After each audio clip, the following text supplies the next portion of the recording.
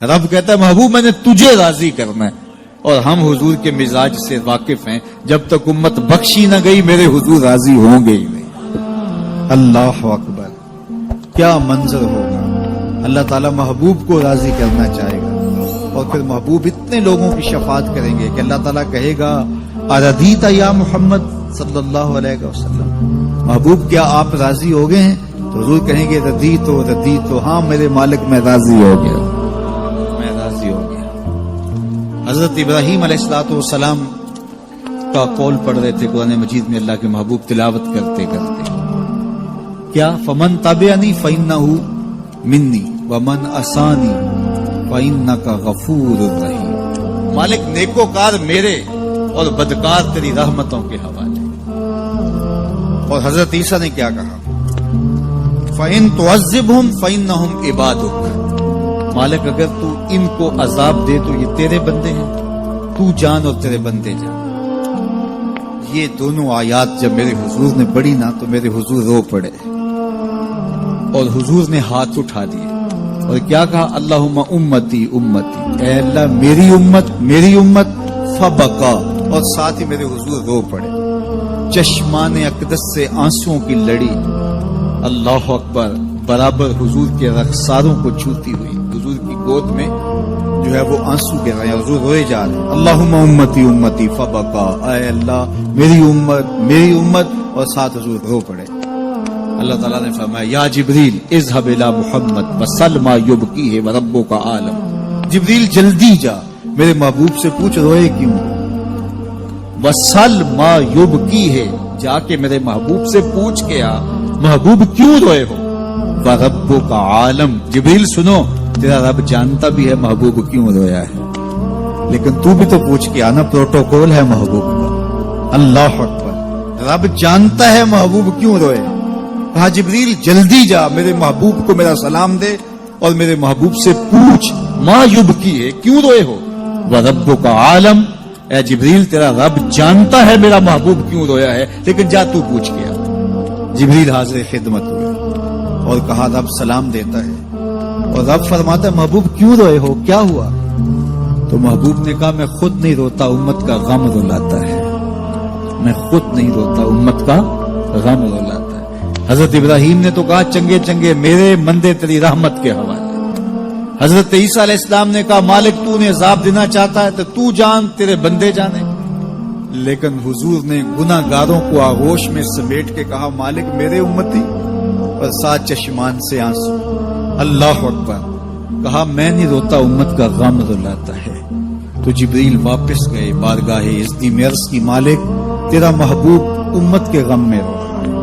کہا جبریل پھر جاؤ اور میرے نبی کو میرا سلام دو اور کہو محبوب پریشان نہیں ہو، جیسا کہو گے ویسے ہی کر لیں گے، امت کے معاملے میں آپ کو رنجیدہ نہیں ہونے دیں گے۔ والا سوفا یوتیک ربک فتر، ذرا دیکھیے تو صحیح، لام جو تاکید کا آیا نا صوفا کے اوپر، اس میں بڑا حسن ہے، ضرور راضی کریں گے۔ والا سوفا یعطیک، ان قریب محبوب آپ کا رب آپ کو اتنا دے گا، اللہ اکبر، والا سوفا یعطیک ربک، آپ کا رب آپ کو، یہ آپ کا تکرار جو ہے اس میں بھی کیا حسن ہے، والا سوفا یعطیک ربک فترضی، آپ کا رب آپ کو اتنا نوازے گا کہ آپ راضی ہو جائیں گے۔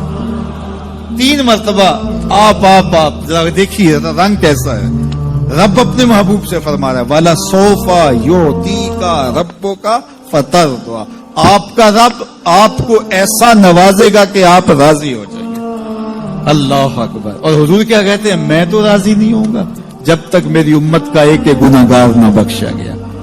رب نے کہا محبوب ایسے بھی کر لیں گے۔ پھر منظر کیا ہوگا؟ بریلی کے تاجدار سے سنیے، پیش حق مجدہ شفاعت کا سناتے جائیں گے، پیش حق مجدہ شفاعت کا سناتے جائیں گے، آپ روتے جائیں گے ہم کو ہنساتے جائیں گے۔ میں اپنے دوستوں کو یہ بات کہتا ہوں، اور میرے والد گرامی بھی ہمیں یہ تعلیم دیتے تھے، اور میں آپ سب کو یہ ترغیب دیتا ہوں کہ مسجدوں میں گو خادم موجود ہوتے ہیں، دورے موجود کے اندر جو صفائی وغیرہ کا انتظام کرتے ہیں، ہم جو تنخواہ دیتے ہیں ظاہر ہے وہ بھی ہمارا حصہ تو پڑ ہی جاتا ہے، لیکن کبھی کبھی اپنے بچوں کو ساتھ لے کے، اپنے دوستوں کو ساتھ لے کے تو مسجدوں کی صفائی ضرور کیا کرو۔ سال میں ایک دفعہ تو ضرور کر لیا کرو، اگر ہر مہینے کو ایک دن مقرر کر لیا کرو کہ آج کیا کرنا ہے، ہم نے کسی قریبی مسجد کی صفائی کرنی۔ مسجد کی صفائی کرنے والے کا دل صاف ہوتا ہے اور اس کو تکبر سے نجات نصیب ہو جاتی ہے۔ تو اللہ کے پاکیزہ گھروں کے ساتھ وابستگی،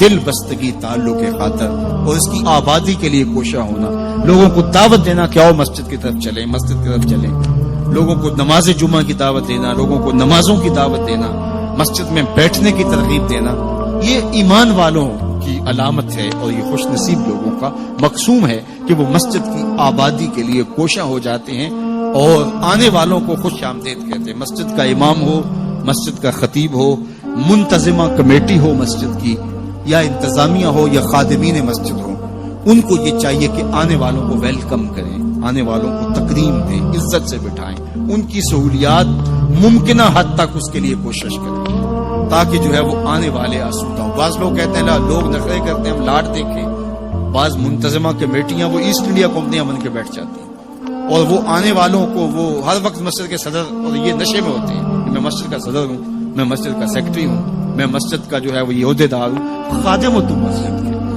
اور وہ مسجد کی خدمت کرے اور آنے والوں کے لاڈ دیکھے۔ آپ دکان کرتے ہیں تو لاڈ کے لاڈ دیکھتے ہیں کہ نہیں دیکھتے؟ آپ فیکٹری چلاتے ہیں تو مزدوروں تک کے لاڈ دیکھتے ہیں کہ نہیں؟ جی میں نے اپنا کام چلانا ہے، تو آؤ نا ذرا مسجد کے نمازیوں کے بھی لاڈ دیکھو، تمہارا رب تمہارے پہ خوش ہوگا کہ یہ ان کے لاڈ دیکھتا ہے، ان کے ساتھ محبت کرتا ہے۔ اور بعض کا تو ہمارے کچھ نمازی جو پکے نمازی ہوتے ہیں وہ سجدوں کے تو پکے ہوتے ہیں لیکن ان کا دل ابھی تک جو ہے وہ پختہ نہیں ہوا ہوتا، وہ اس زوم میں ہوتے ہیں کہ ہم نمازی ہیں اور نئے آنے والوں کو تنقید کا ہدف بناتے ہیں، نئے آنے والوں کو تنقید کے نشانے پہ رکھ لیتے ہیں۔